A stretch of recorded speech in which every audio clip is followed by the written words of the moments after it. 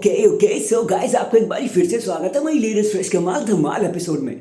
और मैं जानता हूँ आप क्या क्या सोच रहे हो, यही ना कि आपका प्यारा रेसलर मैरिक्स आखिर गायब कहाँ था इतने दिनों से। तो यार देखो, अगर आप हमारे डेली व्यूअर होंगे तो आपको पता होगा, मैंने आपको इन्फॉर्म किया था, बता कर गया था कि मैं एक फैमिली मीटिंग में जा रहा हूँ अपने गांव, अपने देश, अपने घर, अपने होम टाउन।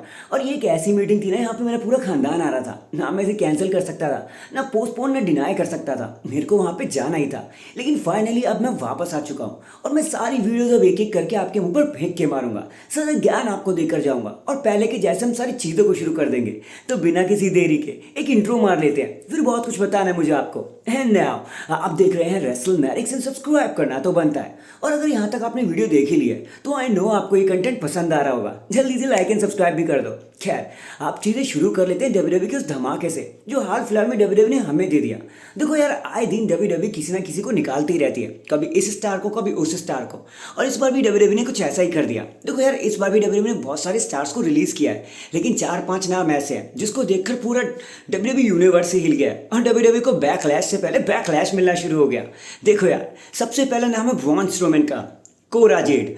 उसके बाद शेना बेसलर। और अगर यहाँ भी बात आपको कम पड़ रही है ना, एक नाम और बता देता हूँ, जी कोरा काय। और वैसे भी चलो एक चीज़ और सुन लो, अगर आपको मेरी आवाज़ थोड़ी सी हस्की लग रही है तो गाइस मेरा गला थोड़ा सा ख़राब है ना क्लाइमेट चेंज की वजह से, तो ज़रा सा संभाल लेना। अब देखो यार, हुआ कुछ यूँ कि देखो यहाँ और भी नाम है, जैसे गिगी का नाम है, जैक हारा का नाम है, एडी थ्रॉप का नाम है, और भी बहुत सारे नाम है। लेकिन मेजरली ये जो 4 नाम है ना, शेना, डकोटा, कोरा एंड ब्रॉन, इसने सबको हिला के रख दिया। अब चलो शेना बेसलर का एक तरीके से समझ में आता है। शेना बेसलर काफ़ी टाइम से म्यूट पड़ी थी, डब्ल्यूडब्ल्यू उनके साथ कुछ कर भी नहीं रही थी। हॉल ऑफ फेम में वो नजर तो आई, लेकिन इतना कुछ खास इंपैक्ट उनका रेसलिंग डिवीजन में रहा नहीं, तो डब्ल्यूडब्ल्यू ने उन्हें निकाल दिया, समझ आता है। लेकिन व्हाट अबाउट कोरा जेड, भाई वो तो इतनी ज़्यादा फेमस हो रही थी, सीएम पंक की बेटी मानी जा रही थी। वो शिकागो से ही हैं, सारे लोग उन्हें पसंद कर रहे थे। जब से उन्होंने रिटर्न किया अपनी फ्रेंड रॉक्सन प्रेस को बचाने के लिए, सबको लगा कि कोरा जेड का एरा शुरू हो चुका है, लेकिन डब्ल्यूडब्ल्यू ने बिना यूज़ किए ही उन्हें बाहर निकाल दिया। डब्ल्यूडब्ल्यू चाहती तो काफ़ी ज़्यादा चीज़ें कर सकती थी कोरा जेड के साथ, लेकिन पता नहीं उन्होंने क्या सोच के उनको रिलीज ही कर दिया। चलो यहाँ भी बात अगर खत्म नहीं होती, चलते हैं डकोटा काय की तरफ। भाई डकोटा काय जब से लायरा वेलकीरिया के साथ मैच में थी, इंटरकॉन्टिनेंटल चैंपियनशिप की लड़ाई में थी, तब से सब लोग ये मानने लगे कि भाई डकोटा काय को मौका मिलना चाहिए। और कुछ लोगों ने तो यहाँ तक कह दिया कि वो वर्ल्ड चैंपियनशिप भी डिजर्व करती हैं। लेकिन अल्टीमेटली डब्ल्यूडब्ल्यू ने फिर से वही किया, अपना मुंह दिखा दिया और भाई उनको भी निकाल फेंका। अब चलो यहाँ भी बात अगर खत्म नहीं हुई तो हाउ अबाउट ब्रॉन स्ट्रोमैन। भाई उन्होंने तो अभी अभी रिटर्न किया था, हाल ही में उन्हें 1 साल भी नहीं हुआ होगा रिटर्न किए हुए। उन्होंने कितनी धुआंधार परफॉर्मेंस दी जेकब फातू के साथ, और डब्ल्यूडब्ल्यू ने उन्हें भी निकाल दिया। तो भाई ट्रस्ट मी, डब्ल्यूडब्ल्यू क्या सोच के डिसीजन लेती है भाई, मेरे को कुछ समझ नहीं आता। हाँ, आपको कुछ समझ में आता है तो भाई कमेंट ज़रूर कर देना, मैं प्रॉपर बात करना चाहता हूँ इसके लिए। भाई चलो ठीक है, आपने बंदों को निकाल दिया, लेकिन भाई ब्रॉन स्ट्रोमैन को तो मैं पर्सनली चाहूँगा कि भाई ब्रॉन, अगर आप तक ये वीडियो पहुंच रही है तो भाई डब्ल्यूडब्ल्यू में कभी साइन मत करना भाई, ये लोग आपको भाई यूज़ ही नहीं कर रहे हैं। और अगर थोड़ी सी भी इज्जत बची है, जाके किसी और प्रमोशन में चले जाओ भाई, आपकी थोड़ी इज्जत हो जाएगी। डब्ल्यूडब्ल्यू आपको वेस्ट करने पर लगी है और इससे ज़्यादा कुछ नहीं, कभी बुला रही है निकाल रही है, बुला रही है निकाल रही है, भाई कब तक झेलेगा ना एक बंदा। खैर, अब चलते अपनी दूसरी न्यूज़ की तरफ जो आ रही है रेसलमेनिया से। तो रेसलमेनिया में भाई डब्ल्यूडब्ल्यू ने फिर से धमाका मचा दिया। डब्ल्यूडब्ल्यू इसे greatest WrestleMania of all time कह रही है।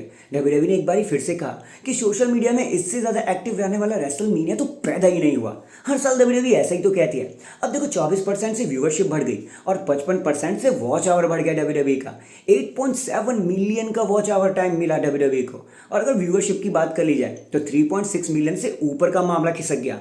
तो डब्ल्यूडब्ल्यू के लिए नेटफ्लिक्स पर आना एक बहुत चाम रहा। Congratulations to W W. एटलीस्ट आपकी व्यूअरशिप पर तो फर्क नहीं पड़ रहा।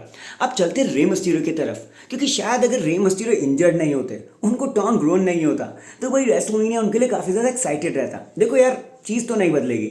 उनको जैसी रे फिनिक्स हारे ना अपने अमेरिकानों से, हारना वहाँ पे रे मिस्टीरियो को भी था, लेकिन डब्ल्यूडब्ल्यू ने उनके लिए एक स्पेशल एंट्रेंस सोची हुई थी कि उनको ओल्ड स्कूल वही जंपिंग वाली एंट्रेंस देंगे। लेकिन अब रे मिस्टीरियो इंजर्ड हो गए तो वो होना पॉसिबल ही नहीं था और ये प्लान धीरे धीरे कैंसिल हो गया। अब देखते हैं डब्ल्यूडब्ल्यू रे मिस्टीरियो को कब प्रोड्यूस कर पाती है। अब ये जो टॉन ग्रोन रे मिस्टीरियो को हुआ है वो उनके करियर के कुछ महीने तो खा कर ही जाएगा। बाकी लेट्स सी, मतलब कांग्रेचुलेशंस तो नहीं, गेट वेल सून बड़ी, जल्दी वापस आना। हमें आपकी बहुत ज़रूरत है। इसके बाद चलते हैं हम अमेरिकन नाइटमेयर कोडी रोड्स की तरफ। अब देखो यार, जब से अमेरिकन नाइटमेयर जॉन सीना से हारे, उन्होंने एक शब्द तक नहीं कहा। आप पूछ रहे थे भाई वो गए कहाँ, तो भाई ज़्यादा कुछ नहीं, वो छुट्टी पर गए हैं। अब देखो यार, जिस हिसाब से उन्होंने पिछले पूरे साल में काम किया है ना, 378 डेज से वो चैंपियन थे, एक भी छुट्टी नहीं ली उन्होंने, बल्कि ओवर वर्क ही किया। तो डब्ल्यूडब्ल्यूई ने सोचा कि क्यों ना भाई उनको थोड़ा आराम दे दिया जाए, रेस्ट दे दिया जाए। हाँ, वो अपनी फैमिली के साथ है, अभी रेस्ट कर रहे हैं, और जब तक बैकलैश एंड नहीं होता तब तक वो रेस्ट ही करेंगे। तो थोड़ा सा इंतजार कर लो। वो इंजर्ड वगैरह तो नहीं है, लेकिन बहुत जल्दी वापस भी आ जाएंगे। एक छोटी सी छुट्टी है जो वो डिजर्व भी करते हैं। एंड इन दी एंड चीज़ें एंड कर लेते हैं 17 time world champion John Cena से। तो भाई डब्ल्यूडब्ल्यूई ने उनके लिए एक और मैच ऑफिशियल कर दिया है, मतलब अंदर ही अंदर, अभी हमें बताया नहीं है। और वो मैच है सीएम पंक और जॉन सीना के बीच में, जो टेक प्लेस करेगा या तो मनी इन द बैंक में, और या तो सर्वाइवर सीरीज में, और या फिर समर स्लैम में। मान लो डब्ल्यूडब्ल्यूई का बहुत मन है सीएम पंक और जॉन सीना को एक बार फिर से बुक करने का। अब देखते हैं डब्ल्यूडब्ल्यूई इस डील को कहाँ तक लेके जाएगी। और इसी के साथ साथ एक और बात बता दूं, डब्ल्यूडब्ल्यूई इस पर क्राउन जूल को हिला कर रख देने वाली है। क्राउन जूल इस बारी पहली बार for the first time ever in 10 years Riyadh Saudi Arabia से नहीं होने वाला। क्राउन जूल्स इस बारी ऑस्ट्रेलिया पार्ट से होगा। बाकी लेट्स सी आगे क्या होता है। So that is it guys, अभी के लिए तो बस इतना ही। हम वापस आ गए यार, इंतजार करने का शुक्रिया। तब तक के लिए अपना ख्याल रखें, खुश रहें। मैं मिलता हूँ आपसे किसी और वीडियो में। तब तक के लिए लाइफ इज मतलब बाबू सोना है तो बात कर लो, नहीं है तो ढूंढ लो, because life is too short, tomorrow is not guaranteed. और तब तक के लिए एंड पीस।